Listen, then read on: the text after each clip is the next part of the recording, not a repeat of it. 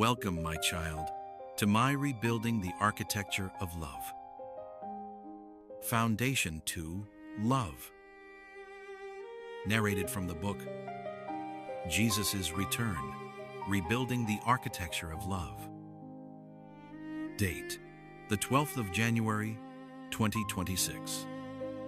Video 4. Title, The Fire That Began Everything. Feeling love? Then draw nearer to its source. Not to possess, but to be transformed. Jesus speaks. I have been walking the earth for a long time, searching for a door, not a door made of wood or stone, not a doorway that faces only one direction, but a living door. One that can be entered from anywhere, from joy or from sorrow, from faith or from doubt, from the front of the soul or from its most forgotten corner. It is a door my Father designed before the world learned how to divide itself, before love was measured, before worth was earned, before fear taught humanity to forget what it already knew. And yet, this door has been ignored, not because it was hidden, but because it was too simple, too close, too gentle for a world trained to chase louder answers. So I am still walking, and I ask you to walk with me, not to search the heavens, not to escape the earth, but to return to what has always been waiting beneath your feet. I ask you to look again for what every heart has been longing for, even in its silence, even in its wounds, because that door, the one you have been searching for all along, is called love. The door does not open into brilliance. It opens into familiarity, into earth that has always been beneath your feet, into air that has waited patiently for your breath, into light that never demanded attention and yet never stopped giving itself. What you are about to witness is not heaven replacing the world, but the world remembering what it was meant to be. Heaven is not revealed by leaving the soil behind, but by staying with it, by seeing it again without fear, without fracture, without the hunger to escape. When love becomes whole, nothing needs to be taken away, and nothing needs to be destroyed. The sacred does not descend from above. It emerges in the ordinary rhythm of life restored, in a presence that no longer rushes past itself. This is not the end of the world. This is the world healed. Jesus continues.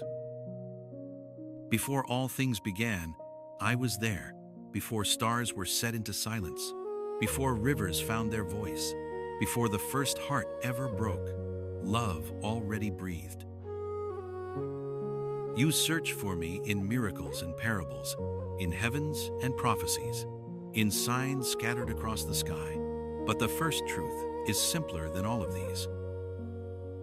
I am love, and everything that exists was born from this love. Love is the language of creation. Every atom remembers it, every sunrise repeats it, and every wound cries out for it.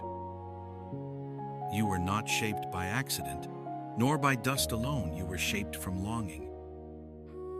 When my Father spoke, "Let there be," it was not a command, but a confession, a revealing of what filled his heart, the desire to give himself away. And so the circle began, love pouring into being, and being learning, slowly and painfully, to love in return. This is why I came in flesh, to remind you that the fire burning in God is the same fire placed within you. Many have searched for the secret of life, and they named it power, they named it wisdom, they named it perfection, but the secret was never hidden. It is love, the first foundation, the final truth, the bridge between heaven and earth. So come, and let me show you what love truly is, not an idea, but a fire, not a word, but a heartbeat. Love begins quietly, in a mother's womb, in hidden darkness, in a body stretched by devotion, through 9 months of unseen fire. A mother carries life within her. Her breath shortens, her nights grow restless, and her body becomes a dwelling. She feels the flutter and the turning, the small feet pressing against her ribs, and every ache becomes a promise, every discomfort whispering the same truth. Someone is coming, someone who is mine. Then the day arrives, bringing pain unlike any other waves that break her body open as she cries out, trembles, and clutches the nearest hand, and still she does not turn back. She knows the fire must pass through her before the child can breathe. When the first cry pierces the room, everything else disappears, and she whispers, "Here you are, my little one, my heart now living outside my chest." Nights stretch into endless vigils as the child wakes hungry and trembling, and the mother rises again and again, eyes burning with exhaustion, body aching with surrender, and still she sings, still she rocks the small universe in her arms. Sleep, little one. Breathe, little one. My life is yours. Seasons pass, bringing the first crawl, the first step, the first word, and joy floods her, as if creation itself has begun again. Every scraped knee cuts her deeper than skin, and every laugh feels like heaven breaking into her home. But love is not only joy. The child grows restless, tests boundaries, speaks words that wound, and slams doors, breaking her heart again and again, and yet her arms keep opening. Her forgiveness runs ahead of every apology, and her love refuses to dim. Years gather, and the child dreams of horizons beyond the home, while the mother feels the ache of distance before it arrives and whispers her prayer into the quiet. Keep them safe. Let them know they are loved. Let them never forget. Then comes the day of release, when she watches her child stand in new garments, hears new vows spoken, and sees a new home begin. Her heart splits between tears and triumph. She wants to hold on, yet she opens her hands because she understands the deepest truth. Love is not possession. It is the fire that blesses another fire. She smiles through the ache and whispers, "Go, my child. Carry what I carried in you. Burn brightly in the world through pregnancy and birth, through sleepless nights and forgiveness, through rebellion and release." The fire of a mother's love never ceases. It does not consume, it gives. This is love's clearest parable. Jesus continues, "You have seen the fire of a mother's love, but my story with my mother was different.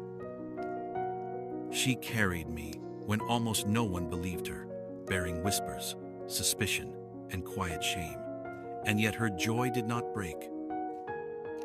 She sang praise when the world doubted her truth, and she gave birth to me in a stable, with no bed but straw and no comfort but trust. She wrapped me in cloth, kissed my face, and whispered a mystery even she did not yet understand. She watched me grow, my first steps, my first words, the laughter that filled our small home, and she kept each moment hidden in her heart. But she also carried a warning that a sword would pierce her soul, and she held that prophecy as other women hold lullabies.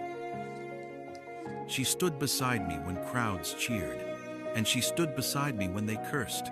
She watched me heal, and she watched them bind my hands. When the world turned violent, she did not flee, but walked with me to the cross, and there beneath the weight of wood, she stood. Every lash struck her heart, every nail pierced her soul, and when I looked down, I saw the same eyes, the eyes that first gazed upon me in Bethlehem. Her journey did not end at a wedding feast. It ended at my death, as she offered me back to heaven with trembling hands. But love did not release its grip. Do you see? Both mothers burned with the same fire, but my mother's love carried the cross. Now listen. If you wish to understand love, you must look beyond human fire and look instead to the fire that burned before all things, before light, before sky or soil, before stars learned their paths. There was love. Love was not an afterthought. It was the first thought. Creation was not born from need, but from overflow. My Father did not create because he lacked anything. He created because his heart could not remain contained. Love must give, love must pour, love must multiply. Before a single atom spun, love already held the galaxies. Every sunrise was known, every heartbeat was chosen, and every tear was already loved. Existence itself is love speaking, and once love said, "Let there be," nothing could silence it, not darkness, not suffering, not even death. Love is forever.